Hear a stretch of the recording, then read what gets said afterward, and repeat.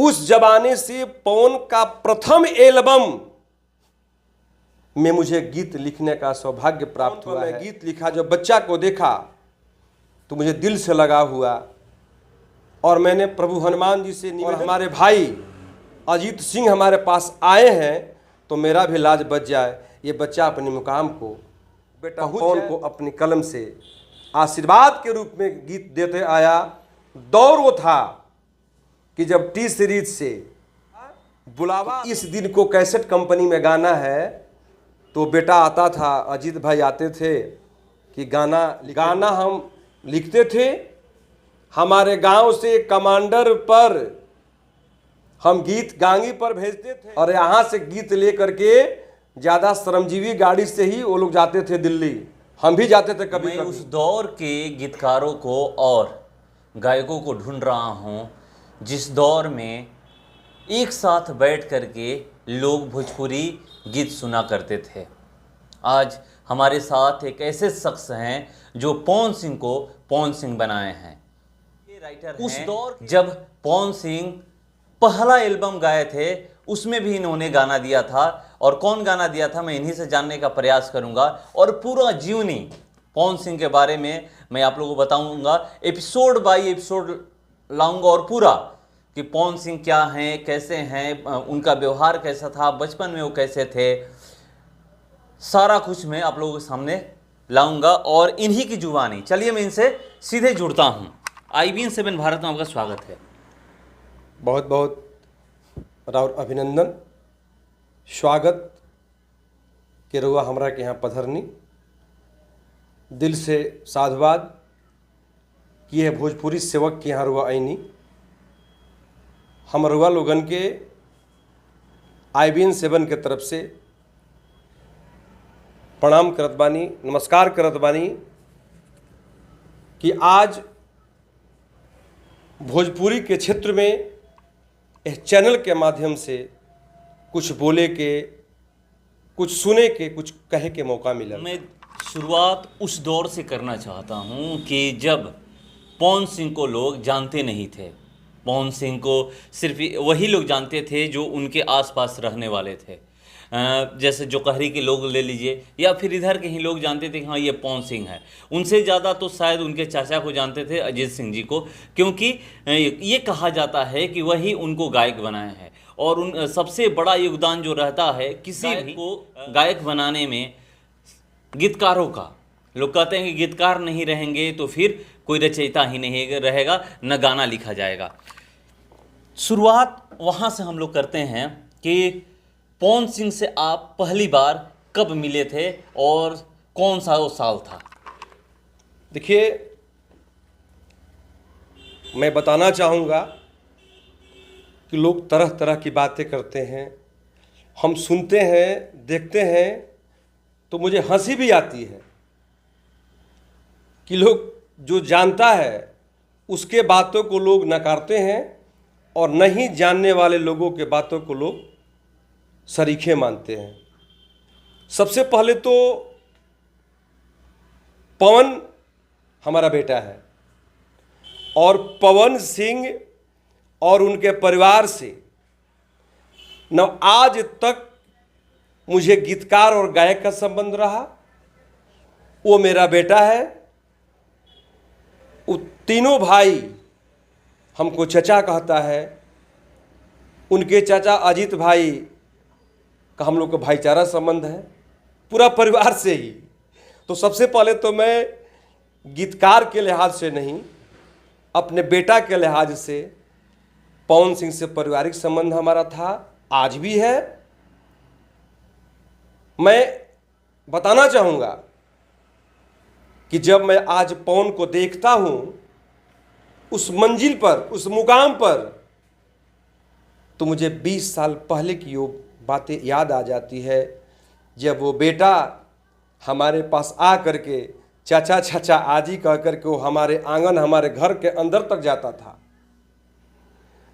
और मैंने उस पर अपनी कलम को निछावर भी कर दिया था कि मैं एक बेटा को संगीत के क्षेत्र में एक मुकाम दिलाने के लिए मैं अपना कलम चला रहा हूँ, न कि एक गायक के रूप में मैं कलम चला रहा हूँ उसके लिए।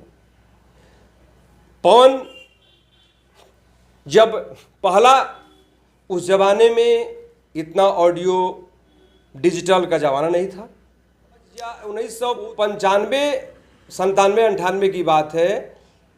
एक उसका गीत कहीं प्रोग्राम बच्चा था तो नन्हे बच्चों का आकर्षण लोगों के प्रति बढ़ जाता है।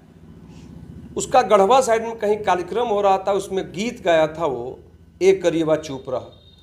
पहले तो कोई किसी के गीत को सुनकर गाता था स्टेज पर, अब वो लड़के की आवाज़ के चलते वो गीत क्लिक कर गया, किसी ने उसको डाल दिया audio video, local made cassette वाले ज़माना में रिकॉर्ड करके। गीत अच्छा लगा, बहुत लोग सुने, डिमांड बढ़ गया। तो उसके बाद से अजीत भाई पवन को लेकर हमारे पास आए, और उनके चाचा आपको जानते थे कि आप लिखते हैं? जी जी जी, हमारे मित्र भी थे उसमें, एक विजय पाठक थे गुंडी के, आज भी हैं। और वो दोनों तीनों आदमी आए। उस समय एक मेरा गीत हिट किया हुआ था, लिखा हुआ, आप सुने होंगे, एक गीत आया था एल्बम में। उसमें पटना के पातर पानी कैसे कैसे, मेरे पास तो इतना गीत है कि मेरा अपने गीतवा मुझे याद नहीं रहता है, अपना गीत मेरा मुझे याद नहीं रहता है। तो आए और आकर के हमसे बताए कि ये बेटा पवन है, पवन को गाने के लिए हम लोग को नंबर मिला है टी सीरीज में। तो पवन का पहला जो एल्बम आया था कैसेट कंपनी में जा करके, उस एल्बम का नाम था रामा कैसेट से चलवेबू लाठी भाला गोरिया। उसमें मेरा गीत था। 20 सीरीज से गीत आया था। टी सीरीज में पहला एल्बम 2 हुआ था, बबुनी तिलक नहीं लागी और ओढ़निया वाली। उस जमाने से पवन का प्रथम एल्बम में मुझे गीत लिखने का सौभाग्य प्राप्त हुआ है। और जब पवन पर मैं गीत लिखा, जब बच्चा को देखा तो मुझे दिल से लगा हुआ। और मैंने प्रभु हनुमान जी से निवेदन किया कि प्रभु हमारे कलम में इतना ज़रूर बल दीजिए कि ये बच्चा और हमारे भाई अजीत सिंह हमारे पास आए हैं तो मेरा भी लाज बच जाए, ये बच्चा अपने मुकाम को पहुंच जाए और कायम रखे। मैंने गीत लिखना प्रारंभ किया। ओढ़निया वाले में पहला गीत था, बतावा गोरी बेग लटकौले कहाँ जालू। उसमें देखनी सपनमा में बबनी तिलक नहीं लागी। उसके बाद में दिनवा बने दए बाबा, कमांडर वाला, माने सुने दुपट्टा वाली तो पूरा हिट कर गया, सुपर हिट कर गया। इसके बाद बवाल हो जाई, और कौन कौन कैसेट, यानी दर्जनों उस बेटा के लिए मैं अपने कलम को न्यौछावर किया था। यहाँ तक कि दूसरे ओघरी गायक लोग हमसे चिढ़ रहे थे। बहुत लोग को डिमांड, नाम नहीं पकड़ूंगा, कि भैया हमको गीत आप लिखने नहीं देते हैं, केवल पवन सिंह को आप ध्यान देते हैं, पवन सिंह पर ध्यान देते हैं। मैं एक तरफा न पैसा पर बिका, न किसी के दबाव में झुका। मैं निस्वार्थ बेटा पवन को अपनी कलम से आशीर्वाद के रूप में गीत देते आया। दौर वो था कि जब टी सीरीज से बुलावा आता था कि इस दिन को कैसेट कंपनी में गाना है, तो बेटा आता था, अजीत भाई आते थे कि गाना लिखे को हुई। गाना हम लिखते थे। हमारे गांव से कमांडर पर हम गीत गांगी पर भेजते थे, और यहाँ से गीत ले करके ज़्यादा श्रमजीवी गाड़ी से ही वो लोग जाते थे दिल्ली। हम भी जाते थे कभी कभी, और जा करके गीत वहाँ गवाता था। उस दौर का लोग क्या जानेगा। मुझे खुशी होती है कि दुल्हा बनाने में, अगर दुल्हा बनता है, कोई शादी होता है या लड़का IPS IAS बनता है, तो उस परिवार के लोग जानते हैं कि दुल्हा बनाने में क्या खर्च लगा है, क्या परिश्रम हुआ है, क्या मेहनत लगा हुआ है। और जब दुल्हा बन जाता है, जब बाराती सज जाती है, तो अनेकों लोग बाराती में लग जाते हैं।